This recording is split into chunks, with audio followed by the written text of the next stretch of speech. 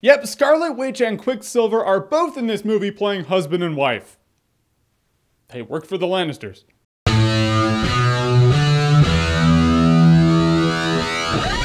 Godzilla. So Godzilla, it's a new Godzilla movie. You know what that is. Godzilla is a huge monster. He tromps on cities, and now we have a new movie about him. What I loved most about this movie is I knew nothing about the movie. I had seen all of the trailers. All I could tell you is that it was a new Godzilla movie, and I think there might be another monster in there. That's all I derived from it. It's really cool going into a movie so shrouded in secrecy, you just don't know what you're in for, which could pay off or maybe disappoint. I don't want to spoil the plot for you too much. I want you to go into the movie not really knowing so much about it also. It's half the fun of this, but the point is, at the beginning of this movie, Bryan Cranston, he's like, something's going on. The government's covering something up. You find out, well, they just might be doing that, and there might actually be monsters in the world. What this movie does well is it does a good job at concentrating on the human beings. It has more character development. It's a human movie. It's not about the monsters, it's about the humans. It's kind of like The Walking Dead. AMC's Walking Dead. It has zombies in it, but it doesn't concentrate on the zombies. It's all about the people who have to survive a world with zombies in it. Godzilla is much the same thing. Godzilla's in it, but it's not about Godzilla. It's about the people who now have to deal with the fact that there's a big walking monster in the world, maybe a couple, and they need to deal with that shit. However, if you're gonna make a Godzilla movie concentrate more on humans than Godzilla, then do a good job at making it feel like you are in a world where Godzilla exists and monsters are destroying civilization as you know it. Like they're a real threat in the real world, and this movie does do a really good job at doing that. So I gotta give props to this movie for that. In that, it can kind of disappoint also because, let's face it, you go into this movie and you're like, I wanna see Godzilla tear shit up. That's not a ludicrous request for a Godzilla movie. But this movie doesn't really give you that for a long time. Godzilla is in like 2 scenes in the movie. Even in a couple scenes, you're like, oh shit, it's gonna go down. And then it's like, ah! This is a special news report. My God, that was very devastating. That city is just, it doesn't exist anymore. And my God, I wish you could have seen it. Odds are you wish you could have seen it too. I was like, come on, enough with the ball tickling teasing. For so long in this movie, you feel like you're on the 5th date with the movie and it's still giving you the hand job. You're like, come on.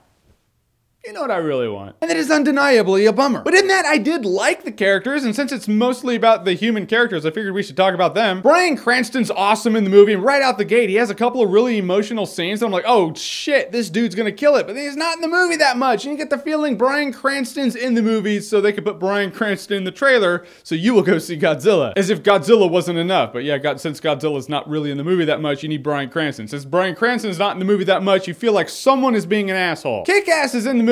He's good enough. I feel like he was kind of statuesque and emotionless, but I have known military folk, and a lot of them, not all of them, but some of them are like him. They're like, Semper Fi, let's get it done. You're like, you realize there are like 3 less cities in the world now. Do you care? Do you give a shit? All right, well, you're in mode right now and you just want to get the job done. Like you said, okay, makes sense. So I can't really hold it against him. I feel like that's just what his character's supposed to be. However, when Godzilla finally throws down, you're like, oh, sweet, and it is cool. However, there's a part of me that was looking at it and I was like, it's not as cool as Pacific Rim. It's more realistic than Pacific Rim for sure. Comparing Pacific Rim with Godzilla is kind of like comparing Fight Night with Mortal Kombat. Like one's just made to be realistic, the other's made to be not. I did like the fact that it feels like these guys are doing shit and these monsters are throwing each other around into buildings and shit, and you're like, things are dying. It's not good for us, but it looks neat. There were more than a few moments in this movie, mostly in the last fight of the movie, where I was like, holy shit, that was awesome. And it looked great, it looked devastating. I'm just saying, after all the teasing leading up to it, I wanted this to pay off